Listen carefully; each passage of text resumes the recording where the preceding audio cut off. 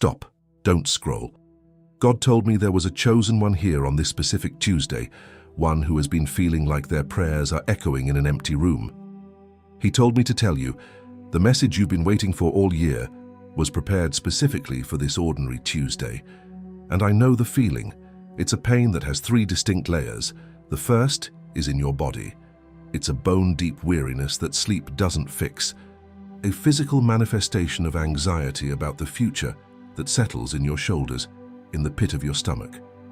You wake up more tired than when you went to bed, as if you spent the night wrestling with shadows. The second layer is in your decisions.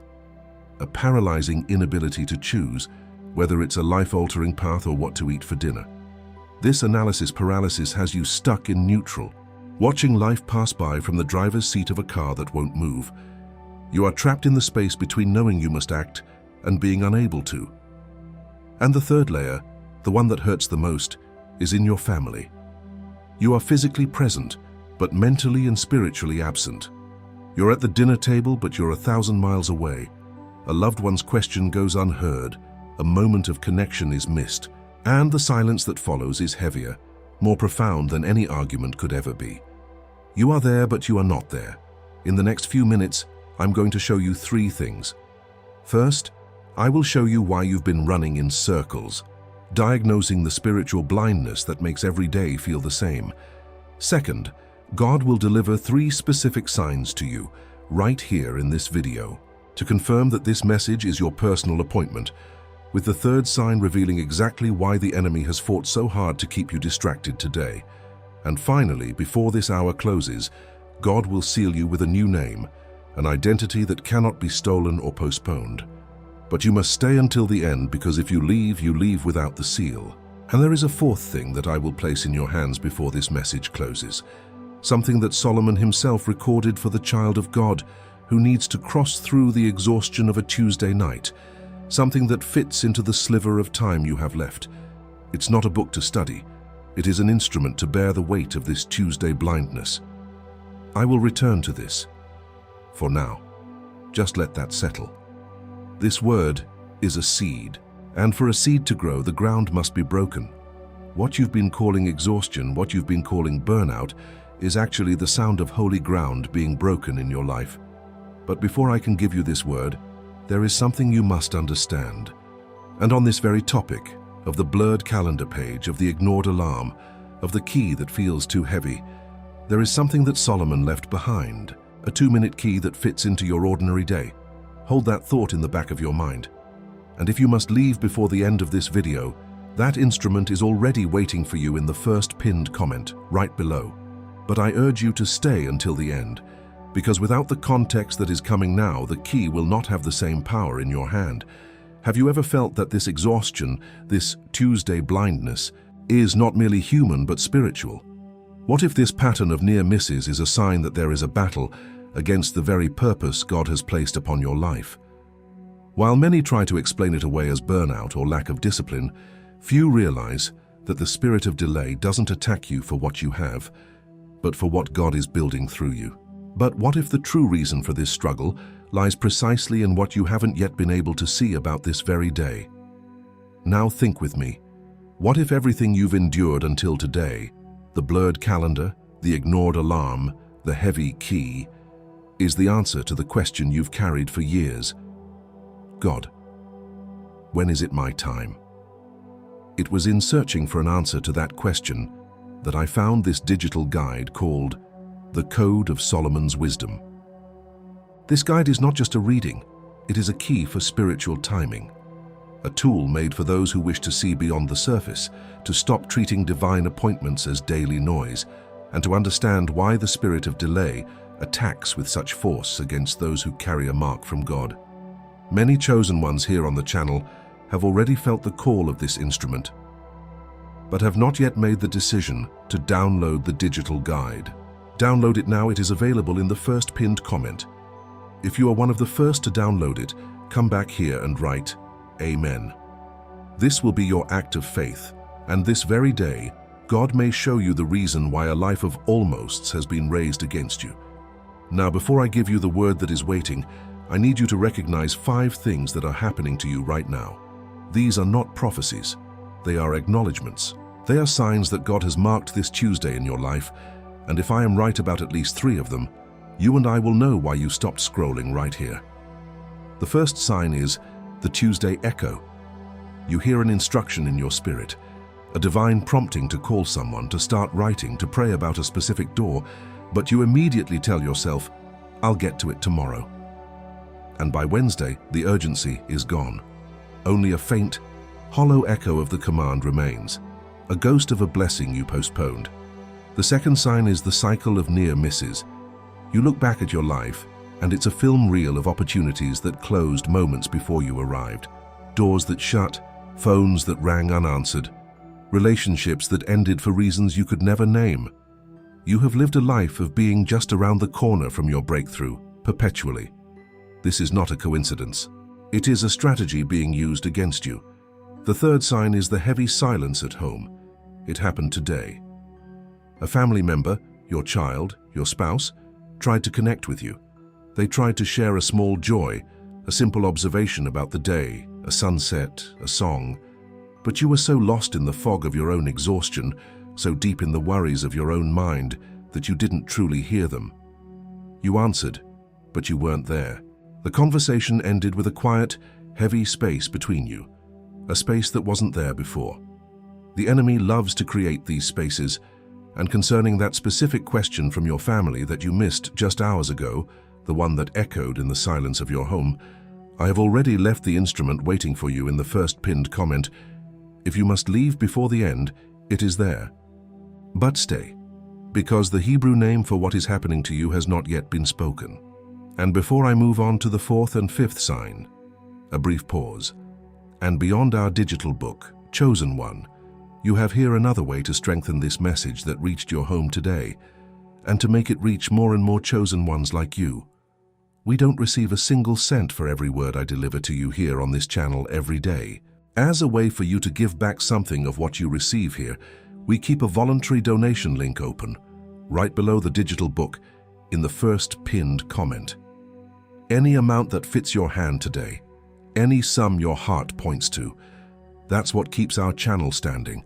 That's what makes the next message reach another person who needs it, exactly as you needed it. I'll wait for you there, chosen one. Returning now to the fourth sign. The fourth sign is the fear of rest. You are terrified to stop, to be still. You believe that if you truly rest, you will fall even further behind. And so you keep moving, you keep spinning your wheels, but there is no traction. The exhaustion itself has become your proof that you're still in the fight, but your motion is unproductive. This is the enemy's favorite trick, to make you equate busyness with faithfulness and exhaustion with righteousness. And the fifth sign, the most subtle of all, is the rejection of the ordinary. When you saw the title of this video, a message for Tuesday, a part of you immediately resisted. A cynical voice whispered, "How can one day be more important than another? It's just a Tuesday." That very skepticism, that dismissal of the sacred hidden within the mundane, is the primary symptom of the Tuesday blindness that the enemy has inflicted upon you. These 5 signs you have just recognized, they are not a diagnosis of your failure. They are not proof that you have been abandoned. They are the evidence that you are on the verge of a divine appointment so significant that an entire spiritual strategy has been deployed to make you miss it. These are not symptoms of collapse. They are signs of awakening. Before I show you the instrument that Solomon left for the common day, I must give you the Hebrew name for what you carry, because the instrument only makes sense after you know the name. And there is a word in Hebrew that defines the exact state you are in, a word that recontextualizes everything I have just described to you. There is one word in the original Hebrew that changes everything you thought you knew, and what comes now will explain why everything happened in this order.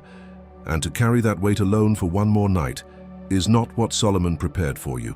He prepared something else, and that something else is what I will now place in your hands. It is not theory, it is an instrument. The Code of Solomon's Wisdom is the instrument that Solomon left for the child of God who needs to cross through the common day without losing what was received in the secret place. When you keep treating divine appointments like optional meetings, saying "not now" to your destiny, you need the instrument that counters Tuesday blindness. When you come home with an empty tank and hand your family the fumes, leaving a wake of silent disconnections, you need the instrument that guards the wellspring of your heart. When you say yes to every distraction because you have no criteria for your no, you need the instrument that teaches you to recognize the sacred hour. And if you're feeling right now that this is exactly what you need, before I even continue, place your thumb now over the link in the first pinned comment. Don't click yet. Just place your thumb. Feel the weight of the decision before you make the decision. This is not a method to do more. It is an instrument to sustain more. It does not train you. It covers you. It reveals where the spirit of Tuesday blindness is acting before it becomes a wrong decision, a missed opportunity, a broken connection. It interrupts the cycle of postponement before it becomes your pattern for the next critical moment. And the next critical moment always arrives sooner than you think. And it comes with the 2 seals for your home, not for your performance. The first seal is the ritual of the righteous sleep. It's an audio. You don't read it. You lie down. And what you used to call insomnia, today you'll call unsealed vigil. And you'll learn to seal the night with the right name, in the right order, in the right voice. The second seal is the awakening of clarity, the 7 morning decrees. 7 short phrases, 1 for each morning of the week, so you don't wake up again without identity, so you cross the first hour of the day with the posture of one who has been sent, and not with the posture of one who has been run over. And this hesitation you're feeling right now, it is not doubt. It is Tuesday blindness acting within you at this very moment, pushing you to close this window, to put it off until a better time. You recognize this pattern. The moment you decide to pray, a wave of sleepiness hits. The moment you open your Bible, your phone buzzes with a meaningless notification. The hesitation you feel is the final confirmation that you are standing at the exact point where the turnaround happens. And it is for this reason that the next part exists. You have 7 full days to use and feel the instrument. If in 7 days it has not touched what needs to be touched in you, you return it. No questions asked, no justification needed. And the 2 seals, the ritual and the decrees, remain with you even if you return it. They are yours unconditionally, but I must be direct with you. The real risk is not spending less than a Thursday lunch at the deli. The real risk is the next Tuesday arriving, and you are still empty-handed. That is the risk that has a face, and it is about that face that I need to speak to you now. And perhaps you are asking yourself some questions right now. Questions that deserve an answer before we continue.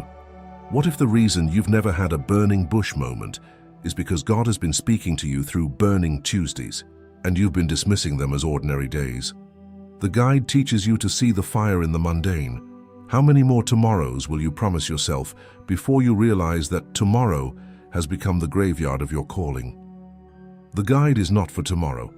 It's an instrument for the next 5 minutes, for the decision you have to make before you go to sleep tonight. Are you willing to risk that this one message on this one ordinary day was the hinge upon which the rest of your year was meant to swing? What if acting now is the very thing that proves to heaven and to yourself that you are ready for the weight of what comes next? And still, if you only want the guide, it is sufficient. But the complete house is built with all 3 parts. A woman of 38, a freelance professional living alone, started using the guide after months of a constant, low-grade anxiety that felt like a blurred calendar page she couldn't focus. In the first week of applying the second seal, she woke up before her alarm, not with dread, but with a clear single thought for the day. She wrote me one line. I thought it was anxiety. It was actually an unread assignment. A man of 42, a small business owner staring at a critical partnership decision he'd postponed for 2 months, was living in a state of analysis paralysis, the key to his office feeling impossibly heavy. After 7 days with the guide, he made the call. He didn't get a sign from heaven. He just knew what to do. His message was, I wasn't waiting for clarity. I was avoiding responsibility. A grandmother of 61, whose weekends with her grandchildren had become filled with a quiet, heavy space, felt she was physically present but spiritually absent. After the second week, she was sitting with her grandson, and instead of being lost in her own worries, she simply listened. She wrote, I didn't need to say more. I needed to be there more. Maybe in 3 hours, you will be lying in bed again, feeling that familiar weight in your chest, remembering that you saw this video and still did not reach out your hand. Maybe next Tuesday, the fog of delay will descend, and you will think to yourself, I knew what that was. I just didn't have the instrument in my hand. And maybe 1 week from today, you'll be talking to a friend celebrating a sudden breakthrough, and as they describe the details, you'll realize the opportunity they seized was the exact thing you felt prompted to act on last Tuesday, but dismissed as a random thought. And the damage of the missed appointment, the silent erosion of your calling, just keeps arriving, with the same alarm clock, the same cup of coffee, the same door opening on the same ordinary day. The link is in the first pinned comment, pinned for you. Not for everyone, for you. Whoever needs to cross the next Tuesday with the instrument in their hand, clicks now. And when you do this, when you open that link, you are not buying a book. You are accepting an instrument that Solomon prepared for your common day. And what you're about to understand when you hear the Hebrew word that comes now will change how you read everything that has happened to you until this moment. And before I deliver the next word that's still coming now, because it's still coming, and it weighs, I want to remind you of one thing, chosen one. As I told you earlier, beyond the digital book that's in the first pinned comment, there's that voluntary donation link open, right below the book. We continue receiving not a single cent for every word I deliver here for you every day. That's why this link exists, chosen one, so that another person tomorrow finds exactly this word that found you today. Any amount your heart points to. Each gesture like that keeps our channel standing and makes the next message reach whoever needs it, exactly as it reached you today. And one more thing before we return to the message, I want you to know the following. From time to time here on our channel, I record a special honor video, a thank you video with a special word only to recognize the chosen ones who donated the most and those who acquired the digital book. All who sustained this word with me deserve that mention of gratitude for such a generous act. You sow here. Heaven remembers you up there, and I remember you down here. I'll wait for you there at the link again, chosen one. And now finally the Hebrew word that will change everything. The word in Hebrew that describes exactly what is happening to you this specific Tuesday is moed. Pronounce it with me in a low voice. Moed. A moed is not just time. It is a set, divine appointment, a scheduled sacred meeting in God's own calendar, prepared specifically for you.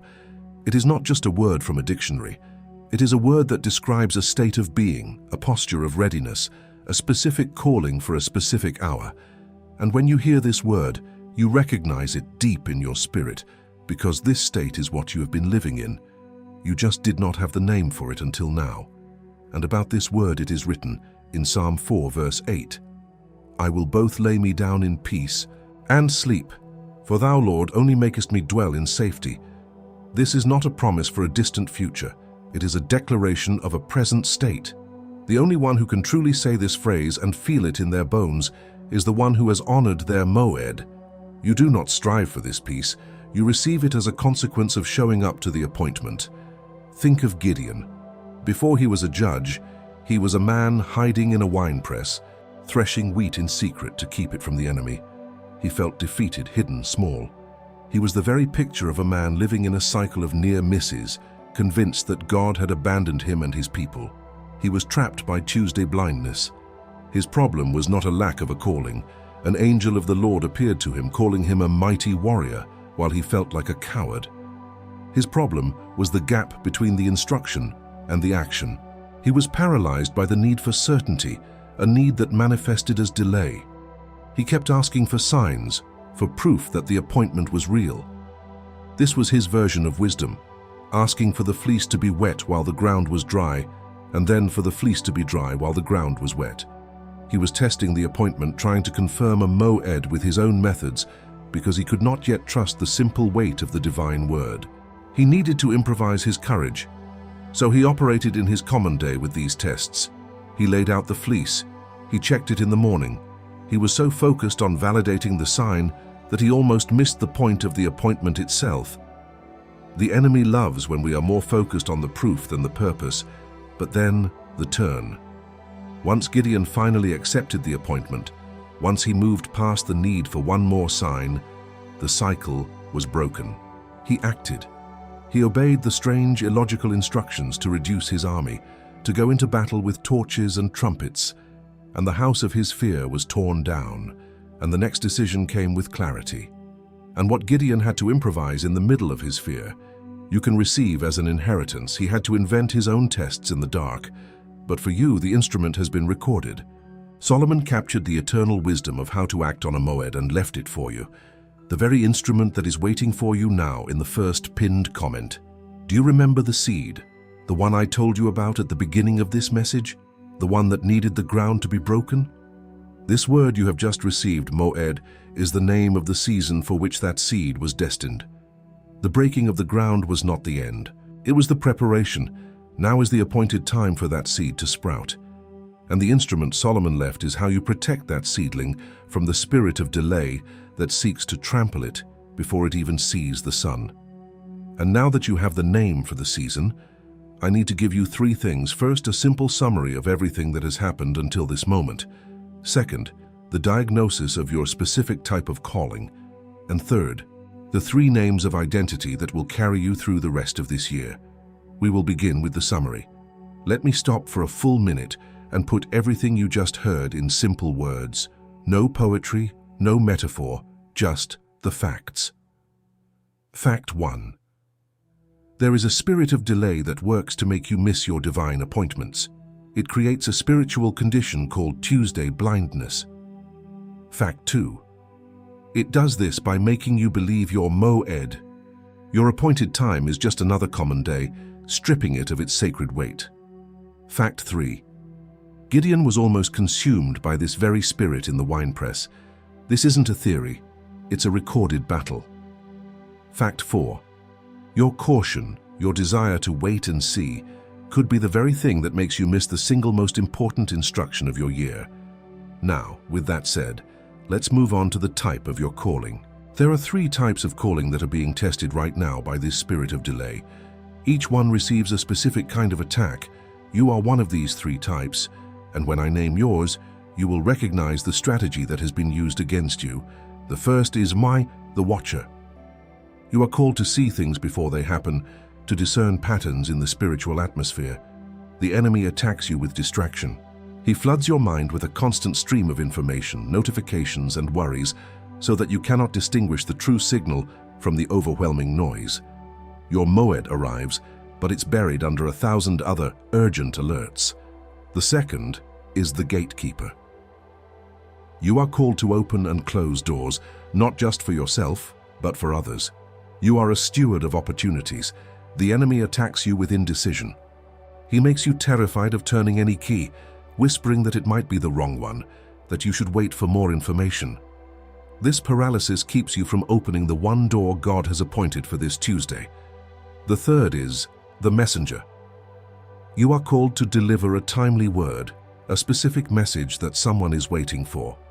The enemy attacks you with exhaustion and feelings of inadequacy. He whispers that your voice doesn't matter, that what you have to say can wait until tomorrow, that you are too tired to speak with authority. He convinces you to snooze the alarm on your own calling. You are feeling the intensity of what is happening now, that tightness in your chest when I spoke of the gatekeeper, that flash of recognition when I described the Watcher. This is not a sign that something is wrong with you. It is a sign of the capacity you have to be transformed. The intensity of the attack is proportional to the magnitude of the breakthrough. A weak attack means a weak victory. A strong attack means a strong victory is waiting. And over your specific type, heaven had already sealed three names that will carry you through the end of this year, giving shape to your identity when the spirit of delay tries to dissolve you into the background noise. The first name is Keeper of the Appointed Time. This is the name of permanence. It is the part of you that recognizes a moed not as an event, but as a sanctuary and time that must be guarded. You are the one who stands watch over the sacredness of the ordinary day, who refuses to let a divine appointment be treated as a common meeting. Solomon left an instrument to strengthen the hand of the keeper. The second name is Guardian of the Present Moment. This is the name of authority.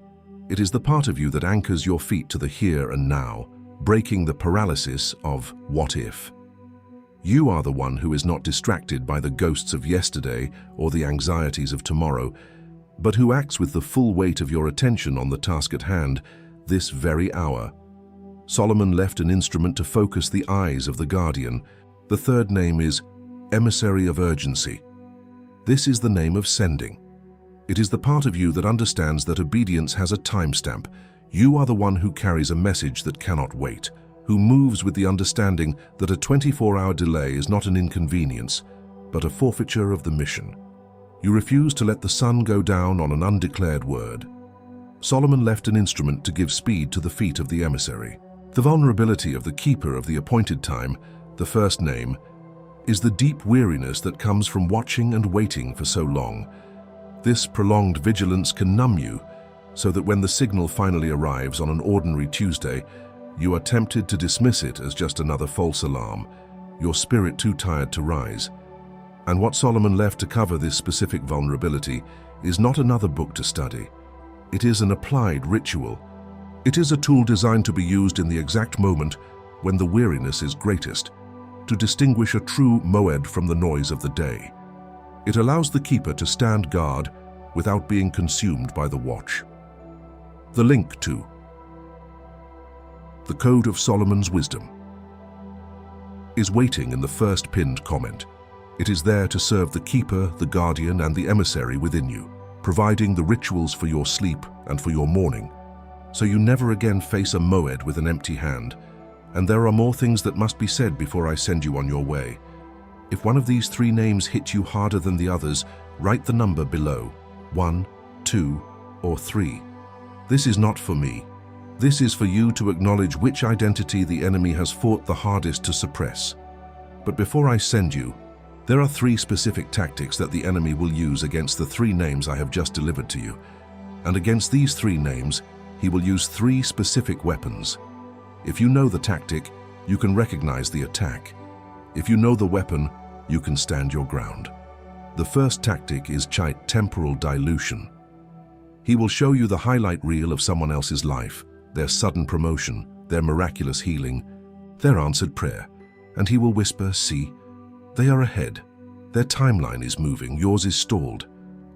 He will make you compare your ordinary hidden Tuesday with their public spectacular Friday, diluting the sacredness of your own appointed time and making you feel that you are behind schedule. The second tactic is silence as devaluation. He will take the strategic silence God held on Monday and use it as evidence that God's word on Tuesday is also not that important. He will whisper, "If it was truly critical, wouldn't you have felt this way yesterday or the day before?" This feeling will pass just like the others. He uses the quiet of the past to devalue the urgency of the present, turning God's patient preparation into a reason for your cynical delay. The third tactic is the just one more day deception. This is his final, most effective weapon. When he sees that you are on the verge of breakthrough, that you have recognized your moed and are ready to act, he will not argue with you. He will agree with you. He will whisper, "You are right, this is important." So important, in fact, that you should wait until you are fully rested. Start tomorrow. A 24-hour delay is nothing. He knows that for a moed, a 24-hour delay is everything. It is the entire window. But for each tactic, there is a corresponding weapon for the keeper, the guardian, and the emissary. Against temporal dilution, you will wield the sanctified schedule. This is the act of declaring a specific block of time in your day, even just 15 minutes, as a non-negotiable appointment with God. You treat it with the seriousness of a critical medical visit. It protects your timeline from the poison of comparison. When the enemy whispers that you are behind, you declare, "I am not behind. I am exactly where I need to be, for I am keeping my appointment." Against silence as devaluation, you will wield Ho, the first light decree.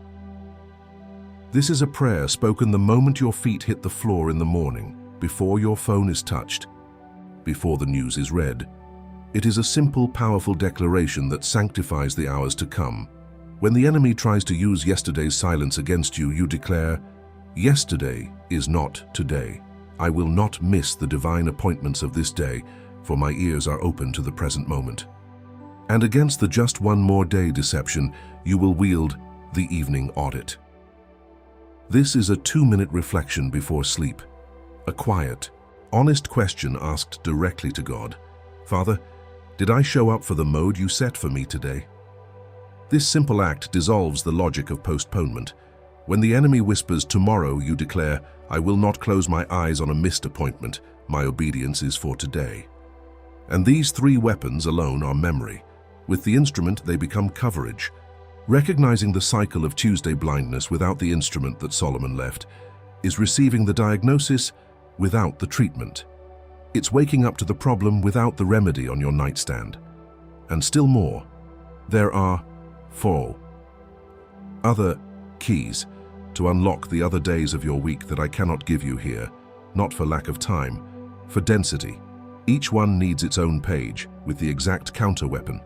And while I do not deliver those 4 keys here, the spirit of delay knows all of them. The guide delivers them. And this weapon is most needed. When the clock strikes midnight on this Tuesday, and the unique grace appointed for this day expires, when you wake up on Wednesday morning and the urgency you feel right now has faded into a vague memory, and the enemy whispers, see, it wasn't that important. And when you stand before God and He shows you the book of your life, and you see the beautiful chapter that was titled, This Tuesday, sitting there, unread. The recognition without the instrument leaves you where you have always been, knowing the name, but with an empty hand. And that is why there is one last obstacle that needs to be named before you say, Amen. It is the most subtle chain, and it masquerades as holiness. Et is masansi, the fear of seeming ungrateful. It's the fear that by choosing to act now on this new instruction, you are somehow telling God that everything He has already done for you was not enough. That by reaching for this instrument, you are declaring His past provision insufficient. It is a lie from the pit of hell, designed to use your own piety against you. Your immediate obedience is the highest form of gratitude. It is you saying, Father, I value what comes from your hand so much that I refuse to leave it sitting in the waiting room. But before I release you, there is one last point. I want you to pray this with me now, not out loud, not for anyone else to hear. In the quiet of your own heart, close your eyes, place your right hand over your chest, feel the weight of it. We are going to pray. Father, I come before you not with strength, but with the full confession of my exhaustion. I hand over to you the weariness that has settled in my bones, the spiritual fatigue that sleep cannot touch. I release the shame of feeling this tired, the guilt that says I should be stronger. I lay down the weight of these last few months at your feet, and I receive your permission to be still just for this moment. And in this stillness, I declare that I will not go back. I will not retreat. I will not give up 24 hours before the turning point. I release the spirit of comparison that measures my journey against another's. I break agreement with the voice that says, I am behind schedule. My schedule is the moed you have set for me, and I declare that I am right on time, and I release from my soul the fear of seeming ungrateful. This is the most subtle chain, the fear that by choosing to act now on this new instruction, I am telling you that everything you have already done was not enough. It is a lie. My immediate obedience is the highest form of gratitude. It is me saying, Father, I value what comes from your hand so much that I refuse to leave it sitting in the waiting room. I declare it in a low voice now. My urgency is my worship. And finally, I release the spirit of disqualification. I receive now the 3 names that were sealed over me. Keeper of the appointed time, guardian of the present moment, emissary of urgency. Not for me to boast in them, but for me to remember them, for me to walk through what is coming with them in my mouth, in my posture, in my heart. They are my identity, and I will not be moved from them. And before the voice that comes now, I need you to hear one thing. The intensity of what you have been through is not proof that something is wrong with you. It is the evidence that you are exactly who you always suspected you were, someone carrying something valuable enough for the enemy to want to silence it. You were not attacked by chance. You were attacked precisely at the point where your identity is meant to manifest with the greatest force. The heavier the attack, the more dangerous you are to the kingdom of delay. The pressure you felt was not a sign of your weakness. It was a sign of your proximity to the turning. If this hits you now right below, I receive the turning. My child, I saw you this morning at the kitchen window, staring at a calendar that felt like a cage. I saw the weight you carried in your shoulders as you poured your first cup of coffee, the conversation you were already having in your head about the battles of the day. I was there in the silence of your car, in the space between the songs on the radio, where the real prayer was happening, the one you didn't even have words for. I have never lost sight of you. Not for a moment. The seat at my table with your name on it has never been empty. I have simply been waiting for you to look up and see that the invitation was for today, for this Tuesday, not for a future day when you felt more prepared.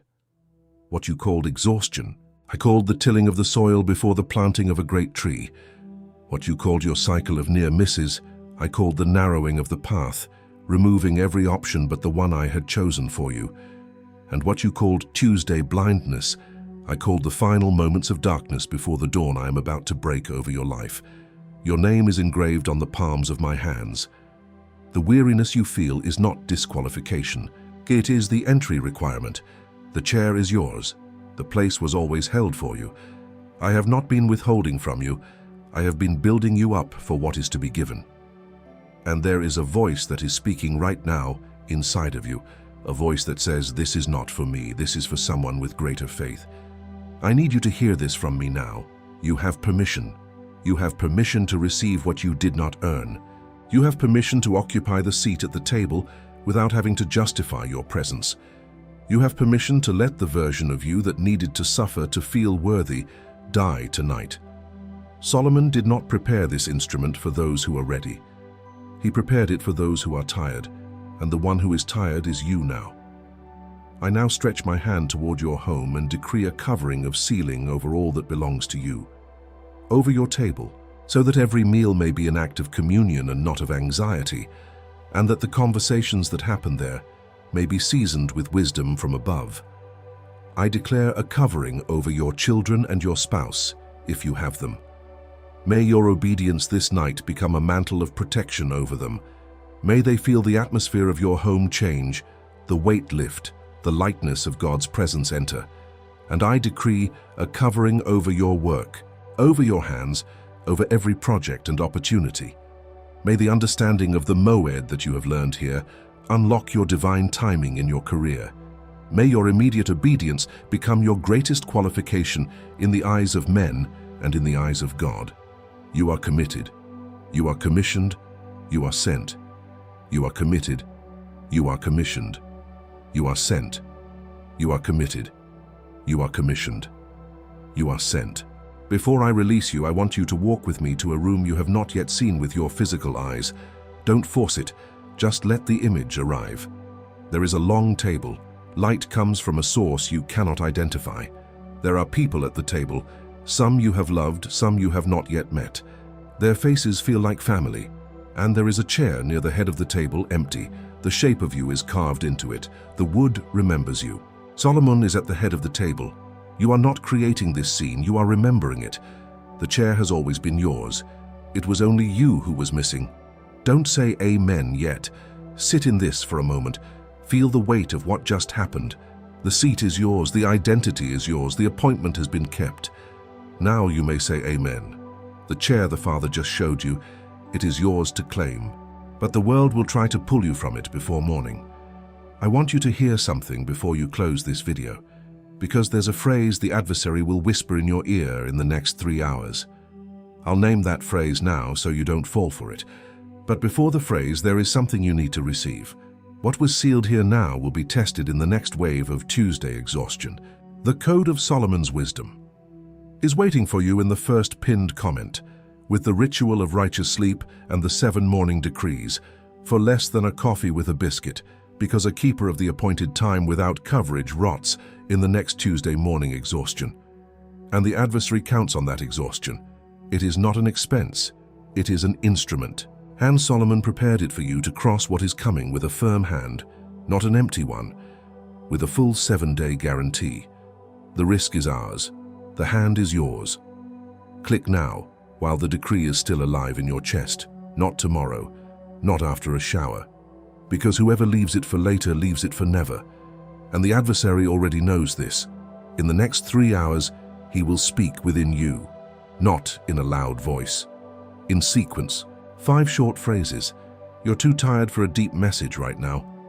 It's just another Tuesday, nothing special. If it's really from God, the feeling will still be there tomorrow. You can bookmark this and watch it later. This isn't a real appointment, it's just YouTube. 5 waves he tries from 5 angles. On one of them you yield. Today, now, before the next stroke of midnight, not after. Today. And Solomon will stand with you. And now the last word of this video, and in the next word I will bring to this channel, I will deliver the B3 keys key to sanctifying the rest of your week, not just your Tuesday. Whoever heard this word today needs to hear that one in sequence, because what comes next is not a continuation, it is the deepening. Click the video that will appear on your screen in a few seconds. And still in this video, Chosen One, before I seal this hour with you, I return one last time to this request. You walked with me until here. You crossed every word, every decree, every sign. And if at any moment of this message you felt heaven touch you, you know this video was no accident. The voluntary donation link continues open in the first pinned comment, right below the digital book. Not as a charge, not as exchange. As the chosen ones return to the altar from which the word came forth, any amount your heart points to, and heaven sees every gesture. Heaven sees, and heaven multiplies it over your home, over your days, over what you don't yet know is coming. That was my last request. I'll wait for you there, chosen one. And when that happens, and it will happen soon, you will remember this moment.